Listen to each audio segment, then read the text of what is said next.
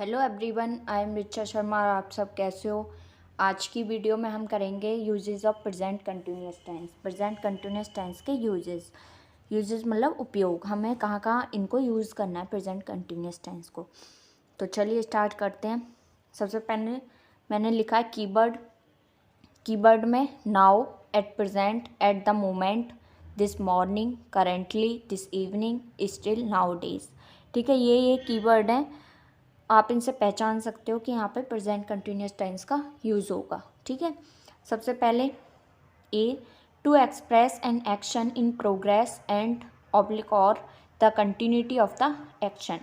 जब भी कोई एक्शन प्रोग्रेस में होता है, प्रोग्रेस मतलब कंप्लीट नहीं होता वो, ठीक है, वो चल रहा होता है, उसको बोलते हैं प्रोग्रेस।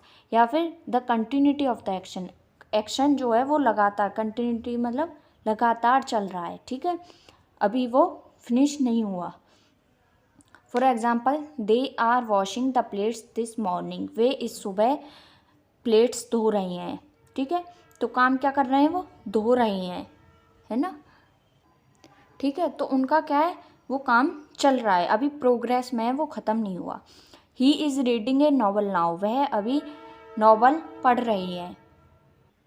ठीक है, तो अभी उनका जो वो नॉवल पढ़ रहे हैं वो ख़त्म नहीं हुआ है, अभी वो कंटिन्यूटी प्रोग्रेसिंग है, उसका उनका कार्य, वो अभी उस एक्शन को कर रहे हैं। ठीक है, the ducks are swimming in the pond, ducks मतलब बत्तखें पॉन्ड तालाब में तैर रही हैं।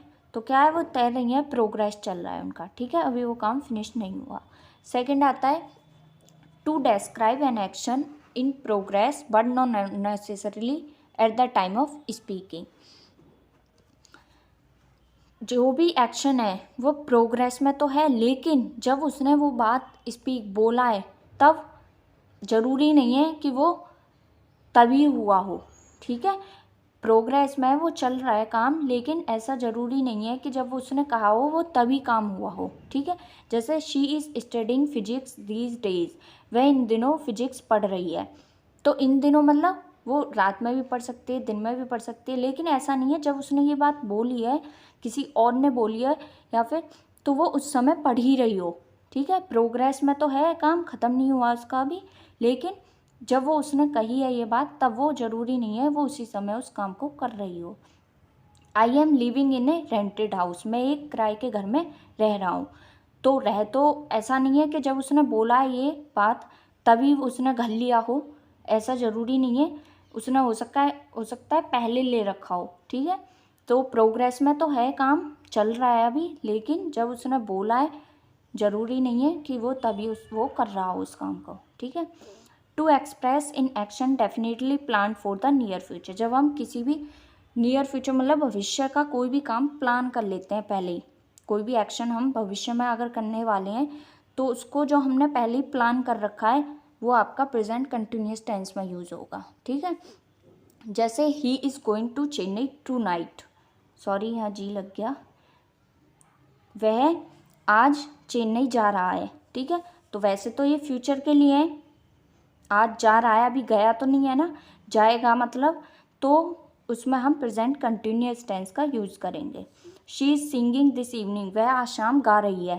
तो आज शाम काम अभी हुआ तो नहीं है, फ्यूचर के लिए ही है, लेकिन हमने वो पहले से प्लान कर रखा है, तो इसलिए प्रेजेंट कंटिन्यूअस टेंस का यूज़ होगा इसमें। नेक्स्ट है कीवर्ड, जो कि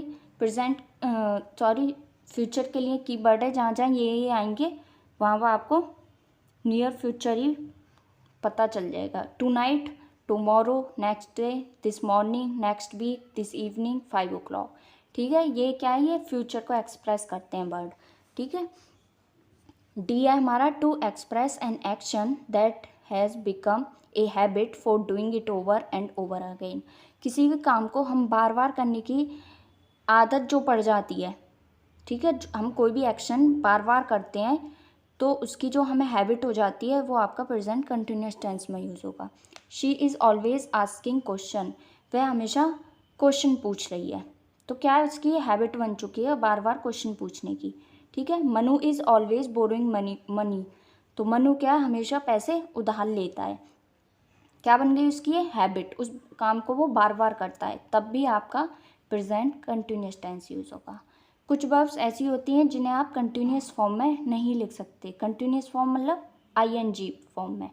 हियर हो गया notice, see, smell, admire, adore, care, desire, forgive, hate, like, refuse, want, wish, know, forget, own, owe, belong, possess.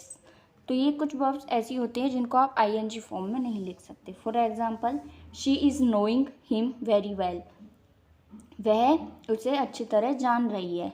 तो ऐसा नहीं लिख सकते आप, ये गलत है। नो को आप आईएनजी फॉर्म में नहीं लिख सकते, आपको इसे सिंपल प्रेजेंट टेंस में यूज़ करना होगा। She knows him very well, वह उसे अच्छी तरह जानती है।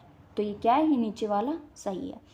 अगर आप इन वर्ब को आईएनजी फॉर्म में लिखते हैं तो उनका वो वाला मीनिंग ना होकर कोई नया मीनिंग बन जाता है। जैसे he is seeing me today, वह मुझे, तो यहाँ पे जो सीइंग है, वैसे तो सी में कभी भी आईएनजी नहीं लगता, लेकिन अगर आईएनजी लग गया तो इसका मतलब हो गया मिलना। फिर वैसे सी का मतलब होता है देखना, लेकिन जब हमने आईएनजी लगा दिया तो इसका मतलब हो गया मिलना। वह मुझसे आज मिल रही है, ठीक है। यहाँ पे फिर वो देखना नहीं है, यहाँ पे फिर वो हो जाएगा मिलना। ऐसे ही द जज इज़ हियरिंग द केस, वैसे हियर क्या होता है सुनना, लेकिन जब हमने इसमें आईएनजी लगा दी तो यहाँ पे हो गया सुनवाई करना। जज जो है केस की सुनवाई कर रहे हैं, ठीक है। फिर उनका वो मीनिंग ना रह के दूसरा मीनिंग बन जाता है, सुनवाई करना, ठीक है। तो आज के लिए बस इतना ही, और नेक्स्ट वीडियो में हम करेंगे exercise 2 and present perfect tense के स्ट्रक्चर, और मिलते हैं नेक्स्ट वीडियो में। Thank you.